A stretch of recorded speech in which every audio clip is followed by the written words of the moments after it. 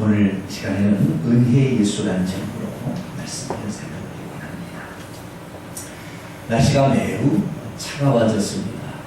안방에서 쉬어야 되고 안 나오고 싶은 마음이 꿀떡 같았었을 텐데 이 매서운 추위를 무릅쓰고 이곳에 나왔으니 잘 오셨습니다. 옆 사람 인사하고 있습니다. 잘 오셨습니다. 시작.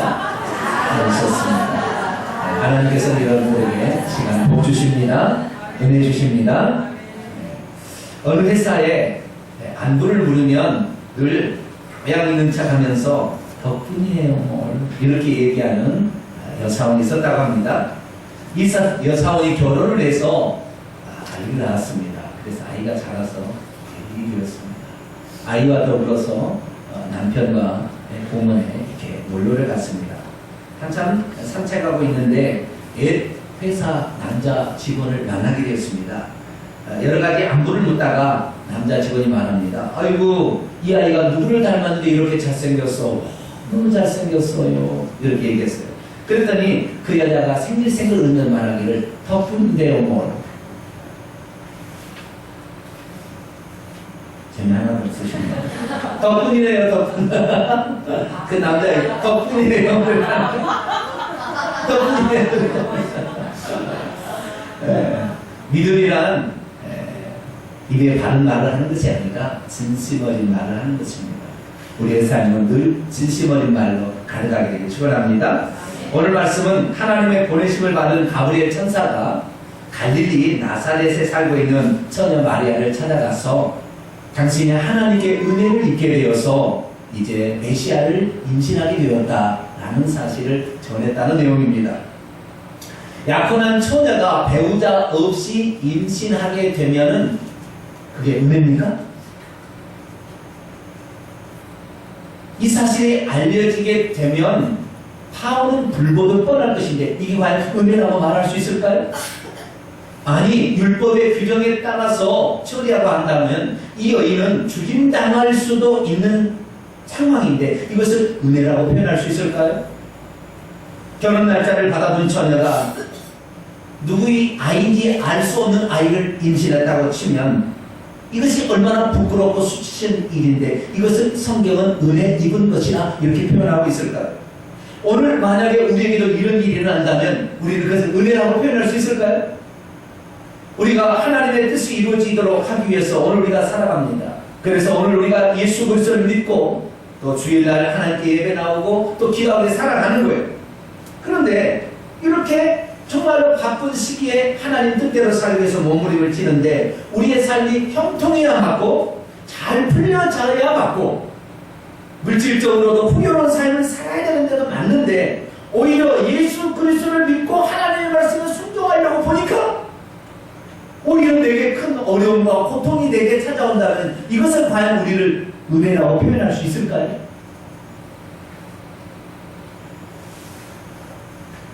은혜라는 것은 우리의 수고와 노력 없이도 하나님께서 값없이 주는 것인데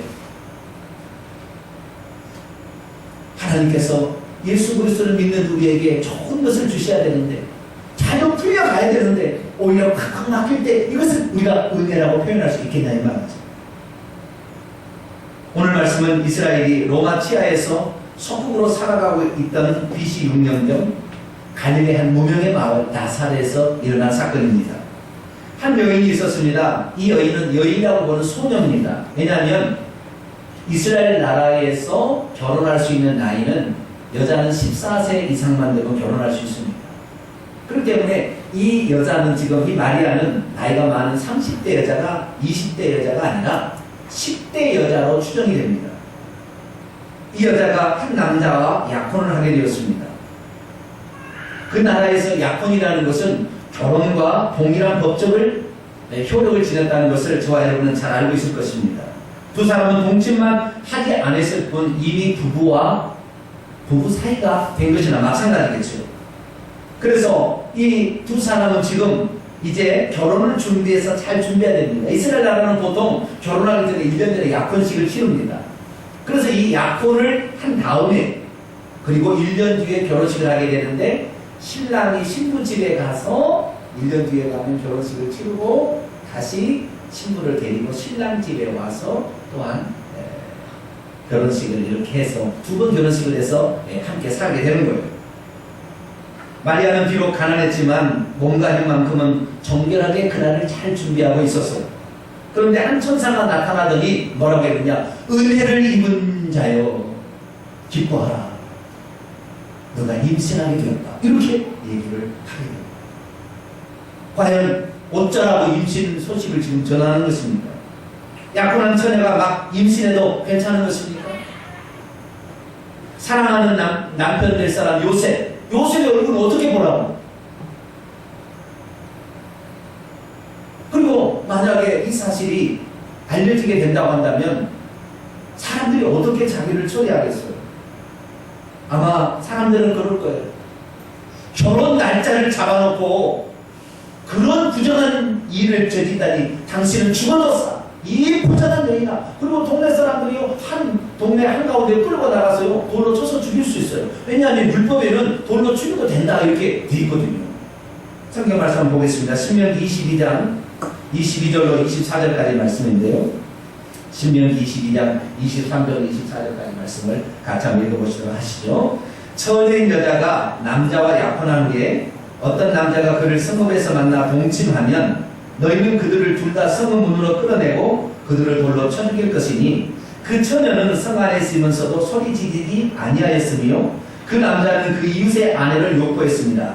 너는 이같이 하여 너희 가운데에서 악을 제할지니라. 아멘. 여기서 처녀가 남자와 약혼한 다음에 이런 일이 있을 때 그 남자는 그 이웃의 아내라고 그러잖아요. 그죠? 그 법적으로는 약혼을 해도 이미 아내인 것이 율법의 규정입니다. 그렇기 때문에 지금 비록 이 마리아가 부잣집은 아닌 것 같아요. 가난한 그런 삶이었어요. 나중에 보면 다 나와요. 가난한 삶이었는데 그럼에도 불구하고 정말 신혼을 위해서 좋은 아파트 하나 준비를 못하고 그 다음에 드럼 세탁기는 혹시 준비하지 못한다 할지라도 마음은 정결하게 가질 수 있잖아요. 그렇죠?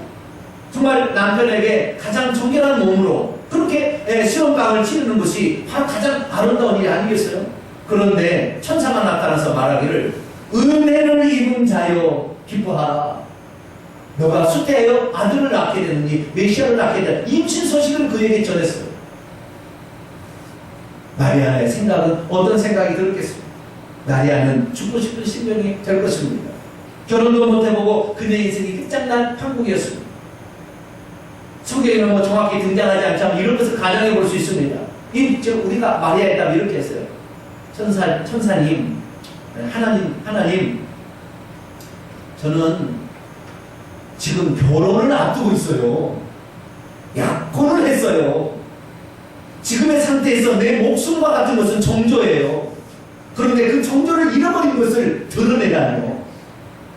큰언니한테 알아보세요. 큰언니 시집 갔으니까 큰언니는 지금 애 낳아도 뭐 그런 걸 전혀 못 알아보잖아요. 큰언니한테 알아보세요. 나는 지금 나이가 어리고요. 나는 지금 소녀이고 처음이잖아요. 이 결혼, 처음에 하는 결혼을 아름답게 하지. 이것을 더럽힌다고 사람들이 하게 되면 얼마나 저를 추하게 보고 얼마나 나쁜 여자라고 그렇게 칭하겠어요. 그러니 나 그렇게 못하겠어요. 이런 마음이 불뚝같았을 거예요. 만약에 자신의 아버지가 그녀가 임신했다고 만약에 이렇게 얘기한다면 아버지는 어떻게 하겠어요?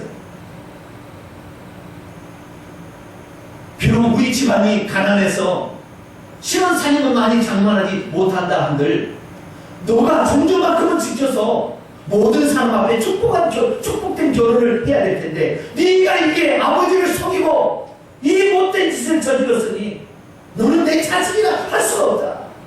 차라리 가서 어디 그냥 서 죽어버려. 이런 말을 할 정도로 그런 지금 상황이 되어버린 거예요. 천사의 소식을 듣는 이 마리아는 어떻게 이것을 감당하겠습니까? 앞으로 뒷일을 어떻게 처리할 것인가 고민하지 않을 수 없었습니다. 그 마음 가운데는 이렇습니다. 나 말고 이미 결혼한 사람에게 이 일을 전한다면 오히려 더 기쁨일 텐데 왜 나에게 이런 시련을 주시나? 나 다른 사람보다 부정한 짓 저지르지 않네. 나 죄지지 않고 살았어. 내 비록 가난했지만 나 지금까지 삶이 그렇게 추한 삶이 아니었어요. 그런데 나를 추한 여인으로 사람에게 낙인 찍히도록 왜 나를 이렇게 나에게 이런 시련을 주십니까? 그러나 그것이 하나님의 뜻이요, 그녀를 향한 하나님의 계획이라는 사실을 천사로부터 들은 이 마리아는 죽으면 죽으리라는 각오로 주의 말씀이 내게서 이루어진다, 그것을 받아들이고 결단하게 합니다. 설령 자신의 임신 사실이 알려져서 사람들로부터 정말 부정한 여인이다, 그리고 침뱉음을 받는 그런 상황이 된다 할지라도 하나님의 말씀에 따라서 자기가 살기로 결단한 것이죠. 그러자 하나님은 순종함으로 자신에게 하나님의 뜻이 이루어지기를 바라는 마리아를 지켜주시기를 기뻐하십니다. 그래서 하나님은 어떻게 해서든지 그녀를 지켜주고 싶어 하시는 것이죠. 오늘 우리의 삶에도 그렇습니다. 하나님의 뜻이 내게 이루어질 때 처음부터 막 잘 되느냐? 우리가 하나님의 뜻대로 좀 살려고 내가 이렇게 하면 하나님의 뜻대로 살겠지 하고 그렇게 하나님의 뜻대로 뭔가를 했어요. 그런데도 불구하고 우리의 삶에 어려움이 계속 찾아오게 될 때 하나님은 이럴 수가 있습니까? 이것이 내게 베푸신 은혜입니까? 내가 이것이 정말로 하나님께서 나를 사랑한다는 표시입니까? 우리 막 입에서 막 이렇게 나오려고 그러는 거예요.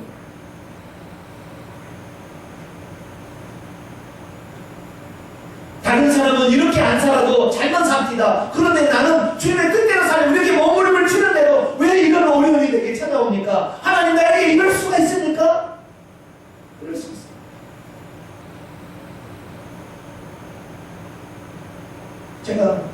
저는 지금 하나님 앞에 기도하면서 기도하면 이런 생각이 들어요. 우리 한 군사님 정말 주를 위해서 제가 제 어머니 삼고 싶은 전도하라는 그 무더운 날씨에도 바람과 달이 나와서 전도했습니다. 근데 아들을 위해서 기도하는 기도가 4년, 5년이 되도록 안 이루어집니다. 정말 너무 아파요. 내 기도는 좀 안 들어줘도 그 기도는 들었으면 좋겠어요.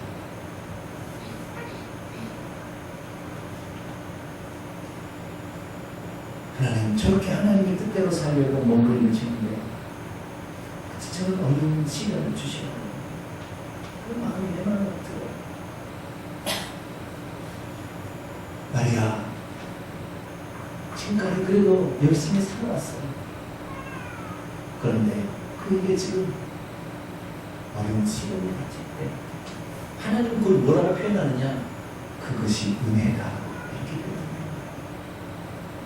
그게 은혜입니까? 그것은 은혜가 아니라 고통입니다. 그것은 기쁨이 아니라 마음이 찢어지는 아픔입니다. 그러나 하나님은 그것을 은혜다, 이렇게 표현하는 것입니다. 우리의 믿음이 뭔지 아세요? 내가 하나님의 뜻대로 살고 몸부림쳤으나 내게 형통한 일이 발생하지 않아. 오히려 가는 일이 막히고 어려움이 찾아온다 할지라도 이것은 내게 은혜입니다 고백하는 것이 그게 순종입니다. 그게 믿음입니다. 오늘 내게 정말 이렇게 안타까운 일들이 내게 벌어진다 한들 나는 하나님의 뜻을 이루기 위해서라면, 그것이 내게서 하나님의 뜻이 나타나는 것이라 한다면 기꺼이 이것을 참고 견디겠습니다 하는 것을 믿음이요, 하나님 말씀에 대한 순종이라는 거예요. 이것이 바로 은혜라는 거예요. 오늘 저와 여러분은 우리의 삶의 고통스러운 환경도 은혜라고 바꿀 수 있는 믿음이 있게 되기를 축원합니다. 그 믿음이 우리에게 삶에 있다고 한다면 하나님께서는 마리아를 보시고 그 마리아에게 복을 주신 것처럼 우리에게도 복을 주실 거예요. 마리아가 믿음으로, 그래요, 내가 설령 사람들에게 손가락질을 당하고 침뱉음을 당하고 부모로부터 쫓겨남을 당하고 남편으로부터 파혼을 당하고 그리고 동네 사람들 죽임을 받는다고 하더라도 주님께서 나에게 이루시라는 소망이 주님께서 나에게 이런 계획과 뜻이 나를 통하여 내 태를 통하여 자식을 낳는 것이라 한다면 제가 그렇게 감당해 보겠습니다 라고 결단했을 때 하나님께서는 이 여인에게 복을 주십니다. 이 여인이요, 애를 낳고 그 다음에 나중에 이 애가 돌아올 때까지 이 애를 낳기까지 이 아이가 부정한 여인인 것을 사람들이 못 보게 다 보여줬어요. 어떻게 보여줬느냐? 마태복음 1장 18절부터 읽어보게 되면 이 여인이 이제 어느 정도 3개월 동안은 엘리사벳이라는 자기 친족에 갔다가 엘리사벳도 임신했다 보니까 나이가 들어서 진짜 그런지가 확인해보고 3개월 동안 갔다가 다시 돌아오게 됩니다. 아이가 자라게 되면 한 5, 6개월 전 배가 부르기 시작하잖아요. 그때쯤에 하나님께서 천사 가브리엘을 누구의 집에 보내냐면 자기 남편들 요셉의 집에 보내요. 그럼 요셉에게 나타나서 천사가 말합니다. 요셉아, 내 아내 마리아 데려오기를. 그 아내란 말은 원문에 보면 아내예요. 여자예요, 여자. 그런데 결혼한 여자를 지칭하기 때문에 아내라고 번역을 했어요. 네 여자, 네 아내 마리아 데려오기를 두려워하지 말라. 그에게 잉태된 자는 성령으로 잉태된 것이다. 아들을 낳으리니 그 이름을 예수라, 임마누엘이라. 하나님이 우리와 함께 가신다는 뜻의 예수라고 불러라 하고 얘기를 꿈속에 다 얘기를 해준 거예요.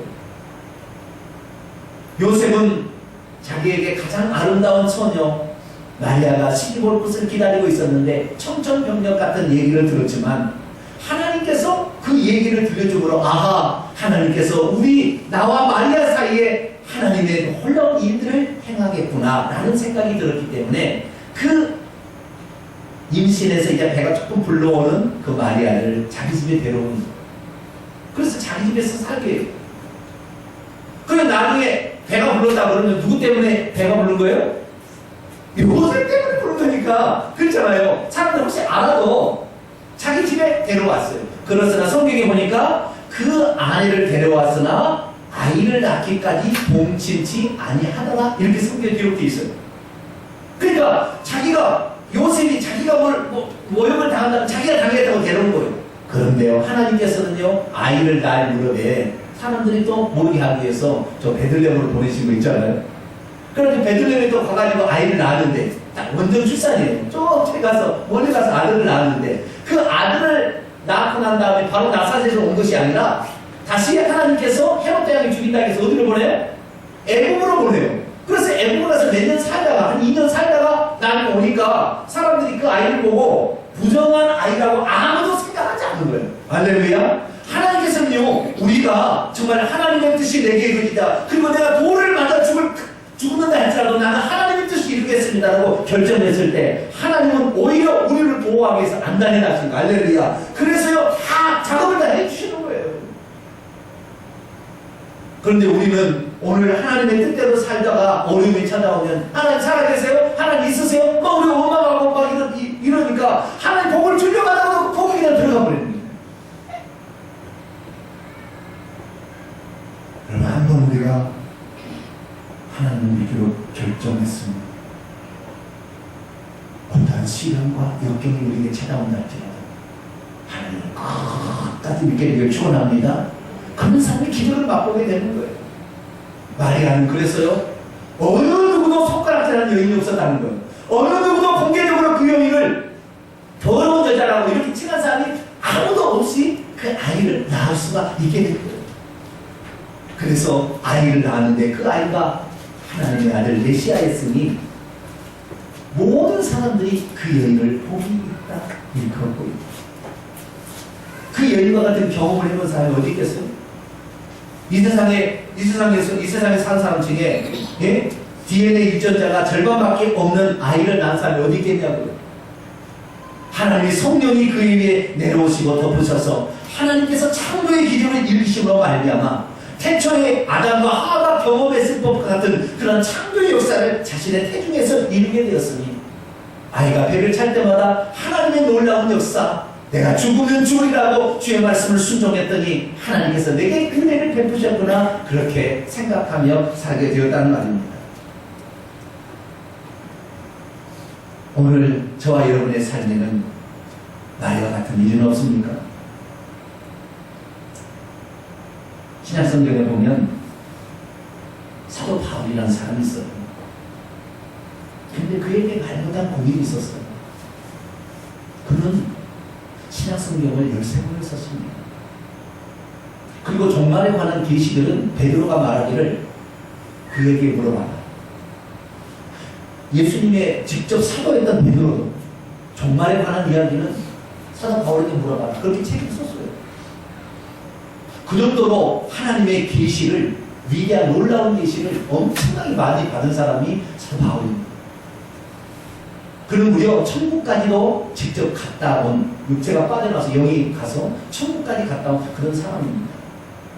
그런데 그의 몸에 가시가 있었다 말합니다. 그 가시는 뭐냐? 사탄의 사자, 사탄의 천사, 사탄의 천사는 귀신이에요.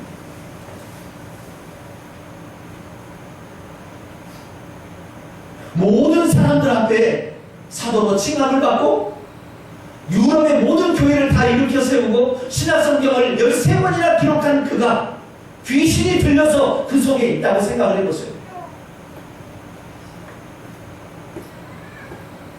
사도 바울은 하나님께 가서 기도합니다. 하나님, 제게 이 가시를 뽑아주세요. 제 가시 너무 찔려서 아픕니다. 가시를 뽑아주세요. 그렇게 하나님 앞에 3번이나 간구했을 때 하나님께서 뭐라고 했느냐? 고린도후서 12장 9절과 10절 말씀 보면 하나님께서 나에게 이르기를 내 은혜가 네게 족하도다. 그 무슨 말이냐면 그것이 너에게 은혜다.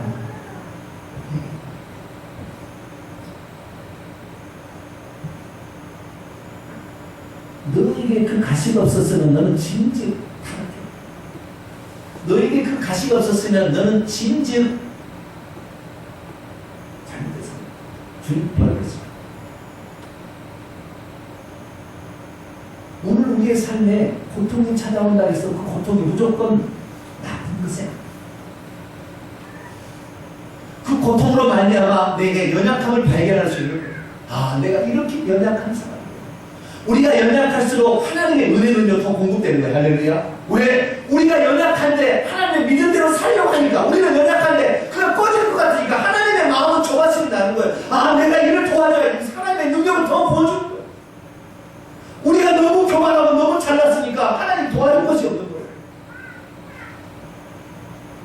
하다봐. 여러분, 가시가 무슨 은혜예요? 가시는 아프죠. 고통이죠. 쓰라림입니다. 너무 괴로운 거예요. 그런데 예수님께서 그에게 말하기를 가시, 그것은 너에게 은혜다. 얼마나 큰 은혜냐면 그 은혜가 너에게 충분한 은혜다. 넉넉하다, 족하다, 이렇게 말할 정도로 그에게 은혜. 여러분, 저 오늘의 삶에 어려움이 있습니까? 은혜입니다. 할렐루야. 그것이 은혜입니다. 그 은혜를 끝까지 붙들 수가 있다고 한다면 우리는 마리아처럼 하나님께서 그 은혜의 종목을 우리의 눈으로 보게 해주실 거예요. 아, 이것을 붙잡은 자가 결국에 받게 된 은혜가 이거였구나라는 사실을 모든 사람 앞에 간증할 수 있는 그런 사람 우리를 만들어주신다는 거예요. 그런데 그 잠깐의 시간에 은혜를 입은 자예요. 은혜가 시작되었어요. 그런데 그 은혜는 그 여자에게 우연이고 그 여자에게 고통이었어요. 차라리 나의 큰 은혜하지 않았어요. 그런 일은 시집갔기 때문에 자식 나도 아무 문제 없지만 나는 지금 처녀인데 지금 정결하고 지금 이런 시기에 내가 임신해버리면 나는 어떻게 되는 겁니까? 나는 어떻게 되는? 내 인생은 이제 끝나는 거 아니에요. 그런 상황에 있었지만 마리아는 그것이 너를 향한 하나님의 뜻이었고 가시가 있는 것이 너에게 은혜라고 얘기했을 때 마리아는 주여 말씀대로 내게 이루어지리라 라고 순종했다는 거예요. 그때 하나님께서는 그 여인의 믿음을 보시고 뭐냐? 가시가 너에게 있어도 너가 그것을 은혜로 받을 수 있었으니 진짜 은혜가 뭔지를 너에게 보여주마. 할렐루야. 그렇게 해서 그 여인이 절대 가시로 아픔 당하지 않도록 다 보호해줬어요. 요셉도 보호해주고 자기 부모도 보호해주고 모든 사람이 보호해주고 천사 가서 보호해주고 다 보호해줘서 아무도 그 여인에게 손가락질한 일이 없었어요.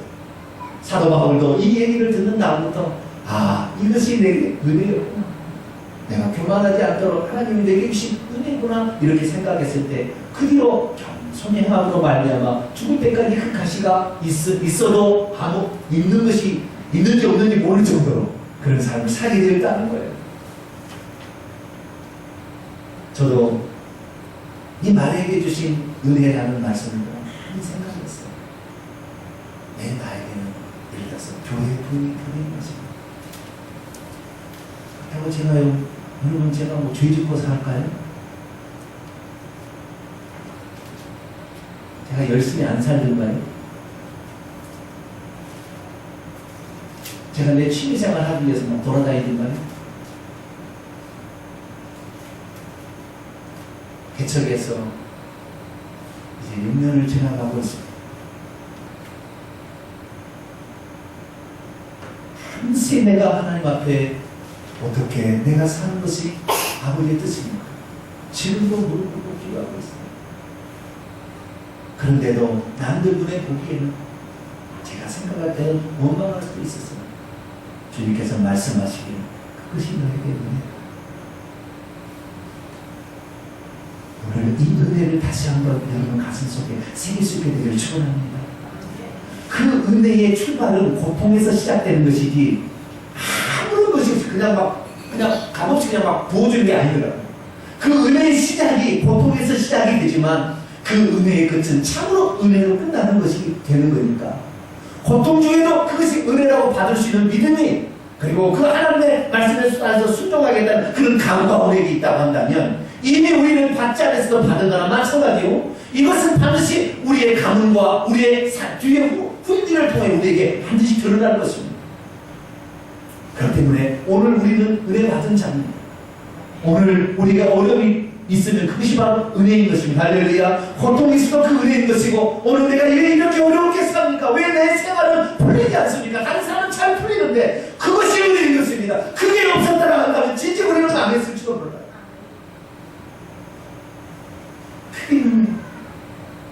오늘 참다운 은혜, 그 은혜가 우리 속에 하나님의 미랄처럼 우리에게 심어 들어왔어요. 마리아에게 잉태되는 것이 은혜가 잉태가 된 거예요. 그래서 예수님을 뭐라고 하냐면은 은혜 중에 은혜다, 은혜 위에 은혜라고 요한복음에 나와요. 그 뭡니까? 예수 그리스도 자체가 은혜인 거예요. 그 사실을 받아들였을 때 은혜의 씨앗이 그 속에 딱 잉태가 된 것이죠. 10달이 지나니까 하나님께서 그 은혜가 실상을 눈에 보도록 딱 표현해 주는 거예요. 그래서 예수 그리스도를 은혜의 주님이라 얘기하는 것은 우리가 오늘도 그 말씀을 잉태하고 고난의 고통이라 할지라도 그것을 하나님의 뜻으로 알고 주님 내가 하나님의 뜻을 성취하기 위해서 이런 고난이 있으면 기꺼이 내가 이 가시라도 받겠습니다. 이런 태도로 살게 될 때 그것이 나중에 성장해서 아이를 낳게 되니 그게 예수요, 그게 구원이요, 그게 기쁨이요, 그것이 행복이요, 그것이 만족이요, 그것이 성공이요, 그것이 보람인 줄 믿습니다. 우리 성도들 끝까지 이 은혜를 붙잡고 성공하여서 정말로 하나님 앞에 모든 사람 앞에 칭찬받고 사랑받을 수 있고 하나님의 은혜를 눈으로 직접 경험하는 복된 성도가 되기를 축원합니다. 기도하겠습니다. 거룩하신 아버지 하나님, 마리아에게 찾아온 소식은 은혜였지만 은혜가 아니라 고통이었습니다. 그러나 마리아는 그 고통 중에서도 주의 말씀이 내게 이루어지리라 순종함으로 그것을 받았을 때 하나님은 그녀가 받을 모든 수치들을 다 하나님 제거해 주셨고 그녀가 받을 죽음까지도 다 하나님 제거해 주셔서 그녀는 참으로 아이를 정말로 메시아를 그렇게 낳을 수 있었습니다. 오늘 우리의 삶에 고통이 찾아온다 할지라도 주께서 나를 향한 하나님의 뜻이 있다 했을 때 기쁨으로 받아들인다면 이미 우리에게 은혜가 와 있고 이 은혜는 곧 이어서 우리에게 실상으로 드러날 것입니다. 우리 성도들 이 은혜를 오늘 잉태했사오니 오늘 이 잉태된 이 하나님의 말씀이 밖으로 나와서 그 역사를 이루기까지 끝까지 마리아처럼 믿음과 순종함으로 주의 뜻 이루고 사는 복된 성도가 되게 하여 주시옵소서. 우리 주 예수 그리스도의 이름으로 기도하옵나이다. 아멘. 찬송가 106장 아기 예수 나셨네.